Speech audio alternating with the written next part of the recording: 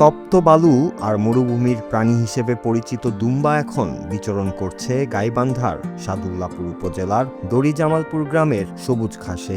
নিভৃত এই গ্রামেই তরুণ উদ্যোক্তা জহিরুল ইসলাম জাহিদ গড়ে তুলেছেন এক ব্যতিক্রমী দুম্বার খামার। আসন্ন ঈদুল আজহাকে কেন্দ্র করে খামারে চলছে শেষ মুহূর্তের প্রস্তুতি। 2 বছর আগে শখের বশে মাত্র 3টি দুম্বা দিয়ে যাত্রা শুরু করলেও আজ তা রূপ নিয়েছে বিশাল বাণিজ্যিক সম্ভাবনায়। মরুভূমির এই দুম্বা দেখার জন্য যেমন প্রতিদিন উৎসুক জনতা ভিড় করছে, তেমনি কোরবানির হাটে ভিন্নধর্মী কিছু পাওয়ার আশায় ক্রেতারাও নজর রাখছেন জাহিদের এই খামারে। ব্র্যাক এনজিওতে চাকরির সুবাদে দুম্বা পালনের প্রতি আগ্রহ জাগে জাহিদের। সেই আগ্রহ থেকেই ভারত থেকে তুর্কি জাতের দুম্বা এনে শুরু করেন নিজের খামার। বর্তমানে তার খামারে তুর্কি ও আওয়াসি জাতের 8টি দৃষ্টিনন্দন দুম্বা রয়েছে, যার প্রতিটির দাম 2.5 থেকে 3 লাখ টাকা পর্যন্ত। এবারের কোরবানির ঈদের জন্য তিনি 4 থেকে 5টি দুম্বা সম্পূর্ণ প্রস্তুত করেছেন।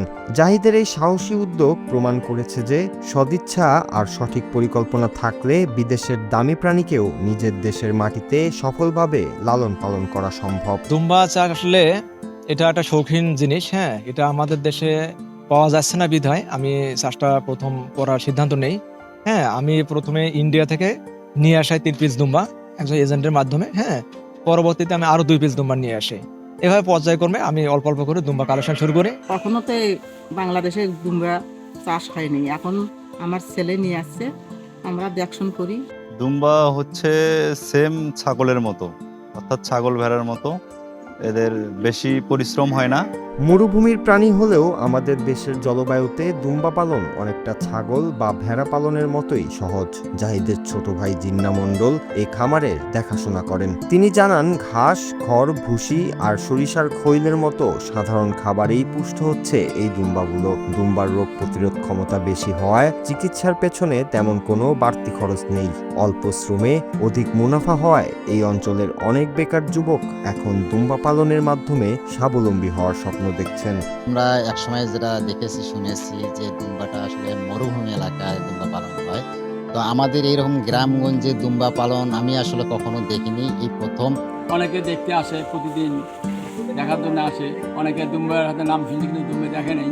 কিন্তু এখানে জাহিদের উপলক্ষে, জাহিদ দুম্বা চাষ পালন করার উপলক্ষে, খামার করার উদ্দেশ্যে অনেকে দেখতে পাচ্ছে। জীবনে মেলা শুনছি, দেখিনি, এখন নিজ চোখে দেখলাম, বাপ দাদার আমলে দেখিনি, এখন তা দেখতে পাচ্ছি। গরু মহিষের চা এগুলো খাদ্য অনেক খরচ কম, সুবিধা আছে। আপনাদের মধ্যে যদি কারো আগ্রহ থাকে চাষ করবেন, সমস্যা নেই। জাহিদের এই ব্যতিক্রমী উদ্যোগকে স্বাগত জানিয়েছে স্থানীয় প্রাণী সম্পদ বিভাগ। সাদুল্লাপুর উপজেলা প্রাণী সম্পদ কর্মকর্তা ডাক্তার মোহাম্মদ সিরাজুল ইসলাম জানিয়েছেন, দুম্বা পালন অত্যন্ত লাভজনক এবং তারা জাহিদকে প্রয়োজনীয় পরামর্শ ও কারিগরি সহায়তা দিয়ে যাচ্ছেন। আমরা তার যে সাকসেস দেখতে পাচ্ছি, তো এখান থেকে আমরা প্রাণী সম্পদ দপ্তর থেকে তাকে সার্বক্ষণিক যোগাযোগের মাধ্যমে তার যে কৃমিনাশক, তার যে ভ্যাকসিন যেগুলো লাগে, যেগুলো বেসিক সাপোর্ট, সেগুলো আমরা দিয়ে আসতেছি আর সার্বক্ষণিক পরামর্শ দিয়ে আসতেছি। শুধুমাত্র জাহিদ ভাই নয়, যদি নতুন উদ্যোক্তারা তারা যদি ইচ্ছা পোষণ করে তাহলে এই সেক্টরে আসতে পারে, কারণ এই সেক্টরে মানে লাভবান হওয়ার যে একটা দিক থাকে, সেই দিক থেকে এটা খুব ভালো একটা সেক্টর। মরুভূমির প্রাণীটিকে প্রান্তিক পর্যায়ের খামারিদের মাঝে ছড়িয়ে দেওয়ার যে স্বপ্ন জাহিদ দেখছেন, তা সফল হলে দেশের মাংসের চাহিদা পূরণের পাশাপাশি অর্থনীতিতে যোগ হবে এক নতুন মাত্রা।